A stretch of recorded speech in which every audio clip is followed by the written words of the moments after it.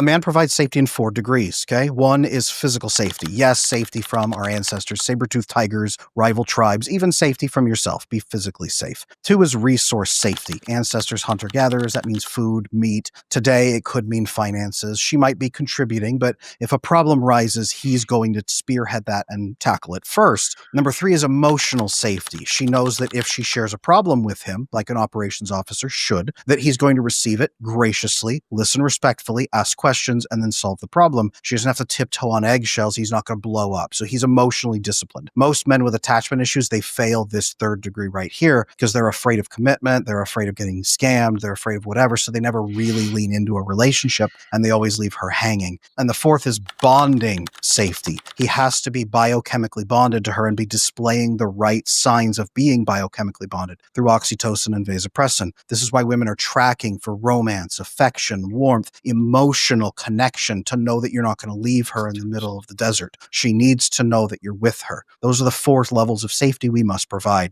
And that's why I think that as this new media uprising, these new media pundits continue to flourish, all of those that rally around them commit themselves to speech, to truth, but also to purpose and virtue. And I think that logocentrism is the best name for that. A lot of women can't trust any of those 4 levels of safety because we've got 4 generations of women now taught don't trust men. They fail you. They let you down. They check out. They hurt you. So that's part of the problem. Men need to be providing, but women need to be able to receive. Wow. I love that. Now the question is, how?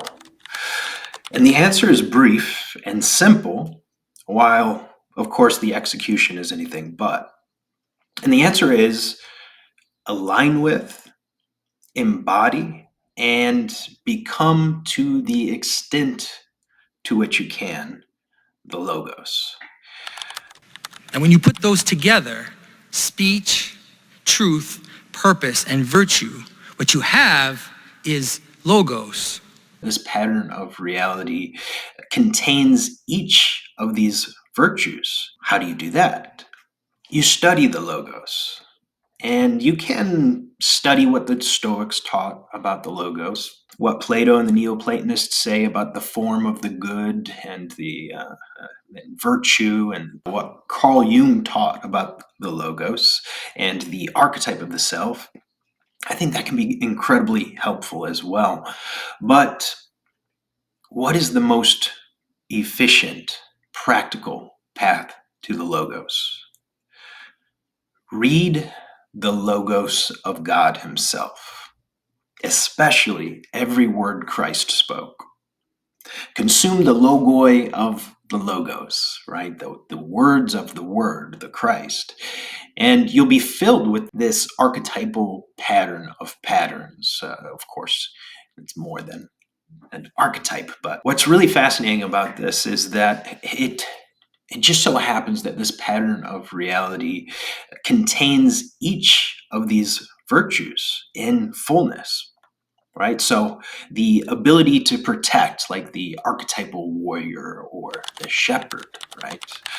Christ being our shepherd. The ability to provide, like the Father, the Jehovah Jireh, the provider, and to prosper, right? Like the scriptures say, trust in the Lord and do good, then you will dwell safely in the land and you will prosper. And there are so many verses like that that are incredibly helpful. If you read those and you meditate on those, they build you up, right? They program your mind. They really do. And the ability to have self-control or emotional discipline, like the pneuma, the spirit, aka the comforter. That's one of the spirit's names.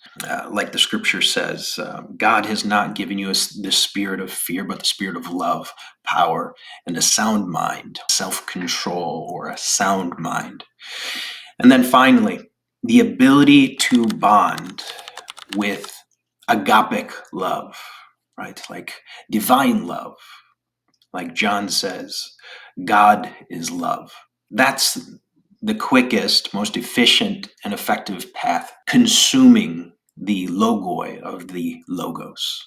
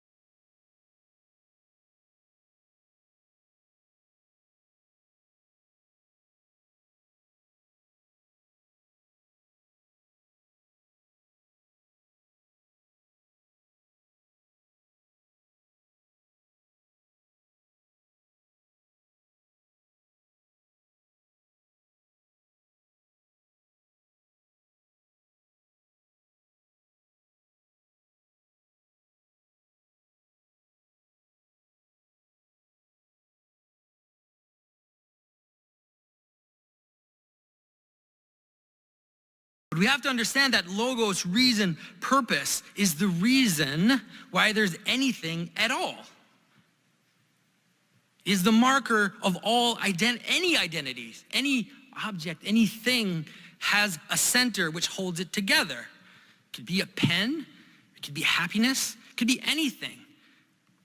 It's what holds the multiplicities of those things into what makes you see it as one. That's the logos. And so logos is not only the center of meaning, but it's also the mediator of all these differences, the mediator of all the opposites. And so as the mediator of these extremes, the mediator of the two poles, but also all that's in between, it's what rallies what is fragmented and idiosyncratic into a common purpose and a common goal. But it's also what preserves multiplicity and variation within the horizon of that center. So for example, like when Justin Trudeau says something like, diversity is our strength, we can see that he's only calling one side of the coin. He's calling for completeness without thinking of coherence. Diversity without unity is not strength. In fact, it is the very definition of weakness. And the call to unbounded diversity is an invitation to the other extreme. The pendulum, those two things coexist. It's a call to the other extreme to manifest itself. Extreme coherence and purity. And what was it that they said in Charlottesville? Blood and soil. You will not replace us. And unity without diversity is also not strength. It is brittle. And eventually it shatters. None of this is helping. So my call is that true logocentrism, what Derrida derided, is diversity in unity. It's the need to bow our idiosyncrasies to the common person, to a common good. And also know that that common good will not swallow all of our particularities into absolute conformity. Logocentrism is balance. I even dare to go as far to say that logocentrism is love.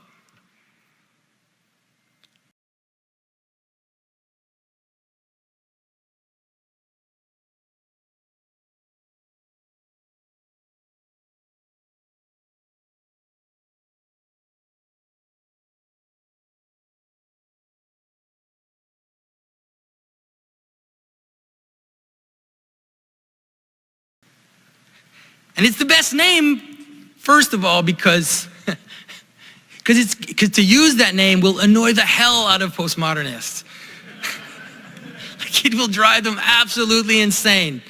And we can have just a bit more laughter, let's say, or a few more waves of that.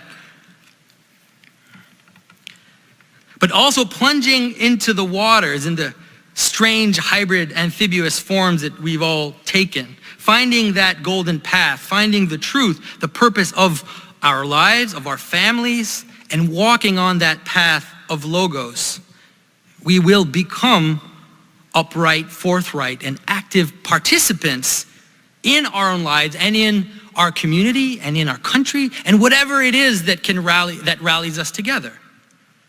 And I believe that that's the only way to get out of this mess. So thank you.